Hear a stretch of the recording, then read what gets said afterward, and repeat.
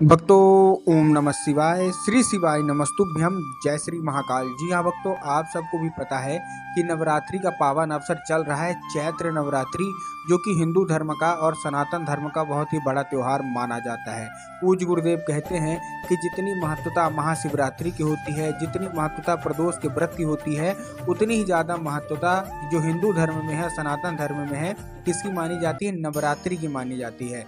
तो अगर जो लोग भी मेरी आवाज़ सुन रहे हैं, वीडियो देख रहे हैं, अगर आपकी कोई भी ऐसी मनोकामना है जो कि वर्षों पुरानी है और अभी तक पूरी नहीं हो रही है, आपने बहुत ज़्यादा प्रयास कर लिया कि हमारी मनोकामना पूरी हो जाए, लेकिन अभी तक आपकी मनोकामना पूरी होने का नाम ही नहीं ले रही है, तो ये उपाय मात्र और मात्र आपके लिए है।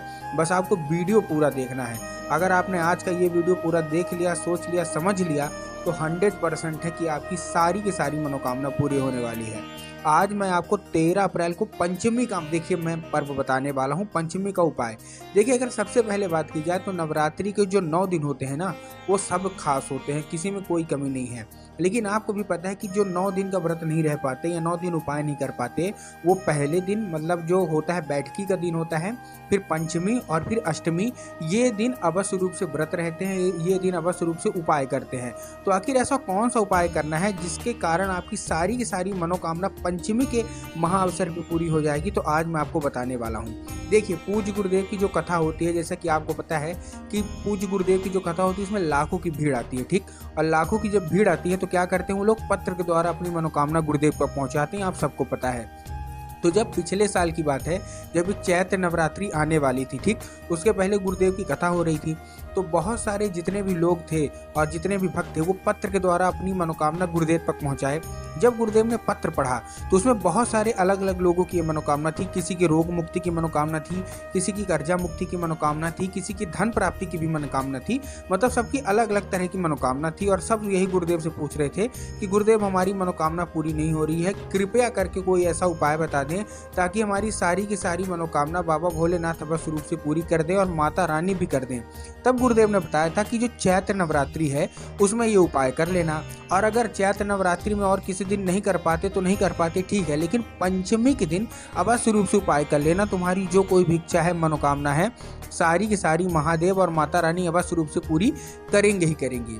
जब गुरुदेव ने उपाय बताया तो लोगों ने जाकर उसको उपाय को घर में किया, और आप विश्वास नहीं करोगे, मात्र 1 से 1.5 महीने के बाद गुरुदेव की कथा में वो लोग वापस आए और गुरुदेव को फिर से पत्र लिखा। लेकिन ये वाला जो पत्र था, ये गुरुदेव को धन्यवाद के रूप में पत्र था कि गुरुदेव धन्य हो आपका, आपके द्वारा बताया गया उपाय हमने कर लिया है, हमारी सारी की सारी मनोकामना पूरी हो गई है, आपका कोटि कोटि धन्यवाद। तो देखिए, जो लोग भी मेरी आवाज़ सुन रहे हैं, अगर आपको भी जानना है कि आखिर ऐसा कौन सा उपाय है जिसको करने मात्र से लोगों की सारी मनोकामनाएं पूरी हो जाती हैं, तो चलिए हम बताते हैं आपको इस वीडियो में। लेकिन उससे पहले चैनल पर अगर पहली बार आए हैं और आवाज़ मेरी पहली बार सुन रहे हैं, तो वीडियो को कर दें लाइक और चैनल को भी कर लें सब्सक्राइब, ताकि पूजनीय पंडित प्रदीप जी मिश्रा के रोज नए नए उपाय सबसे पहले मैं आपको प्राप्त करा सकूं, ठीक। तो देखिए, जो हमारा पहला उपाय है, ये धन प्राप्ति का उपाय है। अगर आपके जीवन में कोई भी ऐसा मतलब है जो कि आपको धन की प्राप्ति नहीं हो रही है, आपको ऐसा लगता है कि माता लक्ष्मी का आगमन हमारे घर में क्यों नहीं हो रहा, तो ये उपाय आपको पंचमी के दिन अवश्य रूप से कर लेना है। अब देखिए, करना क्या है, आपको सबसे पहले 11 पत्ते लेने हैं आम के, ठीक। कितने पत्ते लेने हैं? 11। अब ध्यान से देखिएगा, सबसे पहले तो आपको ध्यान रखना है कि जो 11 पत्ते हैं वो कहीं से भी कटे फटे नहीं होने चाहिए। क्या? कहीं से भी नहीं होने चाहिए, इस चीज़ का आपको ध्यान रखना है। खंडित चीज़ें बिल्कुल भी अर्पित नहीं करना है, ठीक। आपने 11 पान के पत्ते ले लिए। अब सबको क्या करना है? अलग अलग लेने हैं। अब लेकिन लेना कैसे है? एक के ऊपर एक, एक के ऊपर एक, ऐसे आप 11 ले लीजिए।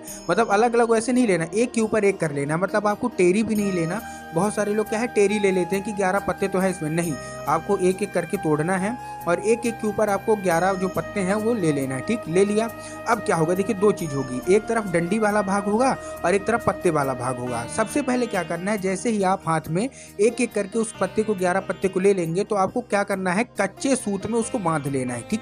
ध्यान से सुनिएगा, बहुत ही बड़ा उपाय मैं आपको बता रहा हूँ। अगर ये उपाय आपने कर लिया ना, आपकी सारी की सारी मनोकामना पूरी होने वाली है, ठीक। देखिए, आपने क्या ले लिया, पहले आप आम, ध्यान से सुनते रहिए, लिख भी लीजिएगा। आपके पान का पत्ता ले लिया, आपने क्या ले लिया? आपने लिया आम का पत्ता, ठीक। मैंने पान का पत्ता बोल दिया, आपको आम का पत्ता लेना है, ठीक। आपने ले लिया। लेने के बाद आपको क्या करना है, उसमें कच्चा सूत बांध लेना है। ठीक, बांध लिया। अब देखिए एक तरफ डंडी होगी और एक तरफ क्या होगा, एक तरफ आपको पत्ता होगा। अब आपको क्या करना है, जो डंडी वाली जगह होगी उसमें आपको थोड़ा सा शहद में डुबो देना है। जो डंडी वाली होगी, पत्ते वाली नहीं, जो डंडी वाली जो वो होगा ना, कॉर्नर होगा, उसमें आपको क्या करना है, डुबा देना है। ठीक, किसमें, शहद में। और शहद में डुबाने के बाद आपको कहाँ अर्पित करना है, आपको माता शोक सुंदरी पे अर्पित करना है। अब देखिए जिनको पता है कि माता शोक सुंदरी की जगह कहाँ होती है उनका तो ठीक, लेकिन जिनको ये नहीं पता कि माता शोक सुंदरी की जगह कहाँ होती है, तो मैं आपको बताना चाहूँगा कि जो जलाधारी होती है, जलाधारी के दाएं साइड मतलब राइट साइड में माता शोक सुंदरी की जगह होती है। तो बस आपको क्या करना, वही पान का पत्ता, आपकी जो कोई भी इच्छा होगी धन प्राप्ति की बोल के आपको क्या कर देना है, आपको अर्पित कर देना है, बस और कुछ नहीं। पूज्य गुरुदेव कहते हैं कि पंचमी का सबसे बड़ा उपाय है, अगर आपने इसको कर लिया तो आपकी जो कोई भी इच्छा है, मनोकामना है, सारी की सारी अवश्य रूप से पूरी होगी ही होगी धन प्राप्ति की। ठीक, अब ये था धन प्राप्ति का। अब हम आगे चलते हैं और आगे बताते हैं कि आपको अगला उपाय जो है वो मनोकामना पूर्ति का है, और इसमें मतलब रोग बीमारी सब हो जाएगा। बस आपको करना क्या है, देखिए आपको चतुर्थी की रात को मतलब जो चौथा दिन होगा ना, आपको क्या कर लेना है, एक कलश लेना है। ये रात का मैं बता रहा हूँ, ये आपको अपने घर में करना है। पहला पान के पत्ते का उपाय उम्मीद करता हूँ समझ में आ गया होगा, और समझ में आ गया होगा तो कमेंट बॉक्स में हर हर महादेव अवश्य रूप से लिख दें। ठीक, और हमारे चैनल पे बने हैं, आपको रोज ऐसी ऐसी नई नई वीडियो मिलती भी रहेंगी। हम दूसरा जो उपाय बताने वाले हैं ये मनोकामना पूर्ति का है। अब मनोकामना इसमें आप कोई भी ले सकते हैं, रोग मुक्ति, कर्जा मुक्ति सब की है। ठीक है ना, कोई भी ऐसी मनोकामना जो कि वर्षों पुरानी भी है और अभी तक पूरी नहीं हो रही, तो वो भी मनोकामना आपकी पूरी होगी। आपको क्या करना है, रात को एक कलश लेना है और कलश में क्या करना है, जल भरना है। थोड़े से आप चावल के दाने डाल लीजिए, साबुत 11 ले लीजिए गिन के।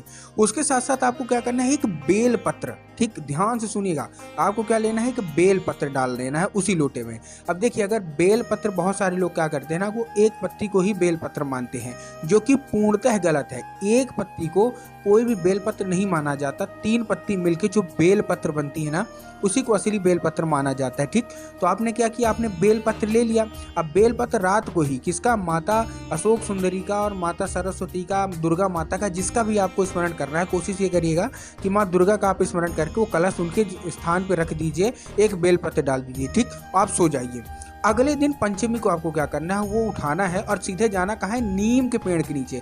देखिए पूज्य गुरुदेव ने बताया है, पूजनी पंडित हमारे प्रदीप जी मिश्रा ने, कि 9 के 9 दिन माता रानी नीम के पेड़ में वास करती हैं। तो आपको क्या करना है, वही लोटा उठाना है और नीम के पेड़ के पास पहुंच जाना है। अब जैसे ही नीम के पेड़ के पास पहुंचे, आपको क्या करना है, 3 बार परिक्रमा करनी है। क्या मतलब परिक्रमा, मतलब घूमना है 3 बार उसी नीम के पेड़ में। जैसे ही आप घूमेंगे तो आपकी जो कोई भी इच्छा होगी जिसके लिए आप ये उपाय कर रहे हैं, वो बोलते रहना, और उसके बाद आपको वही नीम के पेड़ की जो जड़ है वहाँ आपको चुपचाप अर्पित करके अपने घर आ जाना है। पूज्य गुरुदेव कहते हैं कि ये उपाय अगर आपने किसी भी दिन कर दिया तो फल मिलेगा, लेकिन अगर पंचमी के दिन कर देते हैं तो आपकी सारी की सारी मनोकामना 9 दिन के अंदर ही पूरी होती है। तो उम्मीद करता हूँ आज को जो मैंने आपको उपाय बताया वो पूरा का पूरा समझ में आ गया होगा, और ऐसे उपाय के लिए हमारे चैनल पर बने रहें।